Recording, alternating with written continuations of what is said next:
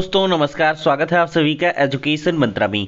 दोस्तों देखा जाए तो आज की डेट में कैबिनेट की बैठक होने वाली है और 40 लाख टैबलेट और स्मार्टफोन बांटने की जो मंजूरी है आज के कैबिनेट बैठक में हो जाएगी। और साथ ही साथ देखा जाए तो योगी सरकार की कैबिनेट बैठक में कुछ अन्य महत्वपूर्ण मुद्दों पर जो फाइनल मुहर है वो लग सकती है। और साथ ही साथ देखा जाए तो हर साल हो बेसिक से लेकर उच्चतर शिक्षा में शिक्षक भर्तियां इसकी मांग उठ रही है और पैन को आधार से जोड़ने की डेट बढ़ाई गई है। 51,112 प्राथमिक शिक्षक भर्ती धरना प्रदर्शन लगातार जारी है। तो चलिए दोस्तों सारी अपडेट्स को एक साथ देख लेते हैं। तो दोस्तों देख सकते हैं 40 लाख टैबलेट और स्मार्टफोन बांटने की मंजूरी आज। तो यूपी सरकार में युवाओं को 40 लाख निःशुल्क टैबलेट और स्मार्टफोन बांटने के लिए उसकी खरीद प्रक्रिया का रास्ता अब साफ हो जाएगा। मुख्यमंत्री योगी आदित्यनाथ द्वारा बुधवार शाम को बुलाई गई कैबिनेट बैठक में औद्योगिक विकास विभाग के इस प्रस्ताव को मंजूरी दी जाएगी। गेहूं खरीद नीति के तहत 1 अप्रैल से राज्य भर में गेहूं खरीद कार्यक्रम को भी मंजूरी दी जाएगी। विवेकानंद युवा सशक्तिकरण योजना के तहत निःशुल्क टैबलेट व स्मार्टफोन वितरण अंतिम बिड अभिलेख को मंजूरी दी जाएगी। इलेक्ट्रिक वाहनों पर शुल्क छूट नियमावली में संशोधन होगा, इन्हें भी मंजूरी मिलेगी। देखिए विभिन्न जनपदों में प्रशिक्षण प्राप्त करने वाले खिलाड़ियों छात्रावास योजना के तहत 11,000 खिलाड़ी जन आरोग्य में शामिल होंगे और स्टेट अर्बन डिजिटल मिशन के लिए एमओयू नियमावली तथा सोसाइटी रजिस्ट्रेशन एक्ट के अधीन पंजीकरण पर अनुमोदन होगा। गन्ना विकास योजना में दरों में बदलाव संबंधी प्रस्ताव भी है। दोस्तों एक उम्मीद जताई जा रही है कि जो शिक्षा सेवा चयन आयोग है उसके गठन के लिए भी कुछ चीजें आ सकती हैं, लेकिन इसकी संभावना कम दिखाई दे रही है। लेकिन अगर ऐसा होता तो समाचार पत्र में पहले से ही आ जाता। खैर देखते हैं कि कैबिनेट की बैठक में बेसिक शिक्षा विभाग और उच्चतर माध्यमिक को लेकर क्या कुछ रहता है या नहीं भी। दोस्तों यहां पर देख सकते हैं हर साल हो शिक्षक भर्ती जारी किया जाए कैलेंडर। अमर उजाला के संवाद कार्यक्रम में युवाओं ने कहा नियमित होनी चाहिए भर्ती। प्रतियोगी छात्र चाहते हैं कि बेसिक से लेकर उच्च शिक्षा तक हर साल शिक्षक भर्ती का विज्ञापन नियमित रूप से जारी किया जाए और कैलेंडर भी जारी हो जिसमें परीक्षा से लेकर परिणाम तक की तिथियां प्रस्तावित की जाए। एलनगंज में रामप्रिया रोड स्थित उपाध्याय लॉज में आयोजित अमर उजाला के संवाद कार्यक्रम यूथ अड्डा में प्रतियोगी छात्रों ने यह मांग उठाते हुए कहा कि 5 साल से बेसिक शिक्षा विभाग की ओर से कोई भी नई भर्ती नहीं आई। अशासकीय सहायता प्राप्त विद्यालयों में टीजीटी पीजीटी, अशासकीय महाविद्यालयों में असिस्टेंट प्रोफेसर के लिए अगस्त 2022 में आवेदन प्रक्रिया पूरी हो चुकी है, लेकिन परीक्षा तिथि अब तक घोषित नहीं की गई। प्रतियोगियों ने सवाल उठाए हैं कि नए शिक्षा सेवा चयन आयोग का कोई अता पता नहीं है। प्रतियोगियों का कहना है कि हर साल तकरीबन 7 लाख अभ्यर्थी बीएड और डीएलएड की पढ़ाई पूरा करते हैं, लेकिन शिक्षा विभाग में उनके लिए कोई नौकरी नहीं है। फंसी छात्रवृत्ति। तो लाज में रहने वाले छात्रों ने बताया कि स्कॉलरशिप न आने से वे परेशान हैं। उनकी स्कॉलरशिप के प्रोसेस में दर्शाया जा रहा है कि खाते में पैसा पहुंच जा चुका है, लेकिन अभी तक स्कॉलरशिप की धनराशि खाता में नहीं आई। दोस्तों देखा जाए तो लखनऊ के इको गार्डन में 51,112 प्राथमिक शिक्षक भर्ती के लिए जो धरना प्रदर्शन है वो लगातार चल रहा है। 6 दिनों से अनवरत धरना प्रदर्शन जारी है, लेकिन इनकी छात्रों की कोई सुनने वाला नहीं है और संख्या बल भी काफी कमजोर दिखाई पड़ रहा है।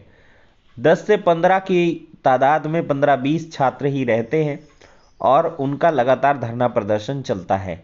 तो ये थोड़ा सा प्रभावी नहीं है।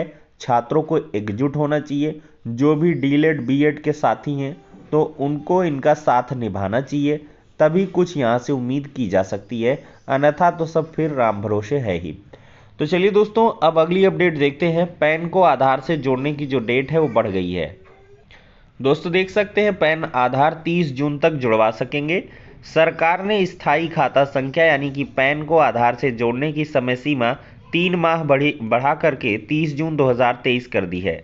मंगलवार को यह जानकारी दी गई है। इसके अलावा सेबी ने डीमेट खाता धारकों को नॉमिनी का नाम देने या इस विकल्प से हटने के लिए सीमा जो है सितंबर तक बढ़ा दी है। तो नॉमिनी की भी जो तिथि है, डीमैट अकाउंट रख रहे हैं, अगर शेयर बाजार में आप लोग खरीद बेच करते हैं तो वहां भी नॉमिनेशन आप 30 सितंबर तक कर सकते हैं।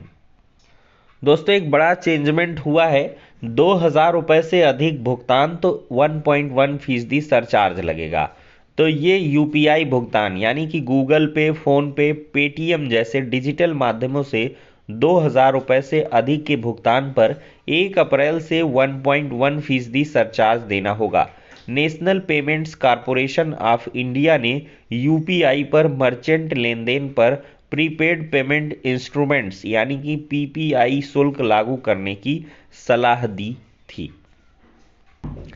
देखा जाए दोस्तों तो 5 साल बाद आर्यकन्ना में शिक्षक भर्ती होगी। तो आर्यकन्ना डिग्री कॉलेज में 5 साल बाद शिक्षक भर्ती शुरू हुई है।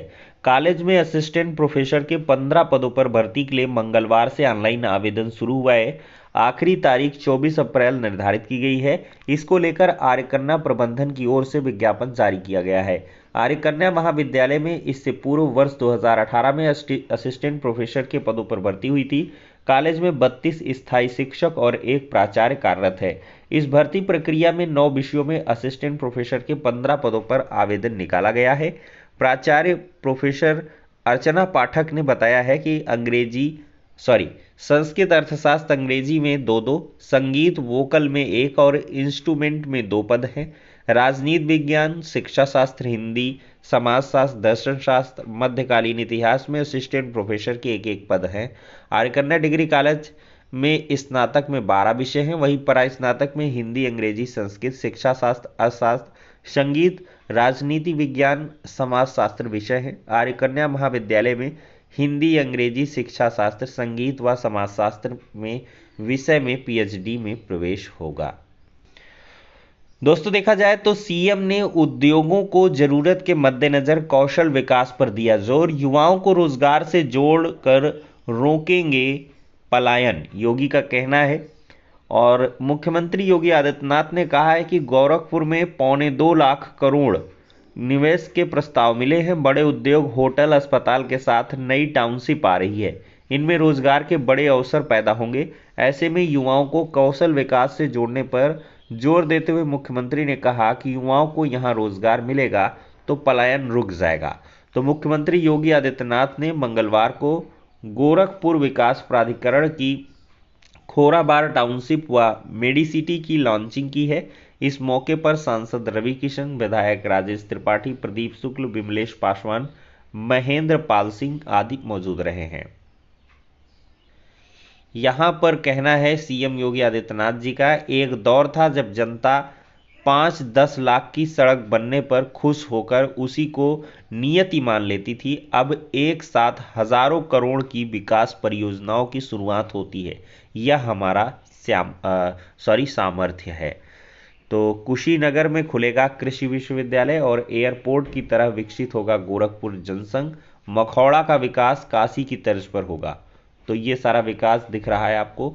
तो चलिए दोस्तों, ये हो गया आज का इंपॉर्टेंट वीडियो। नेक्स्ट वीडियो में मिलते हैं।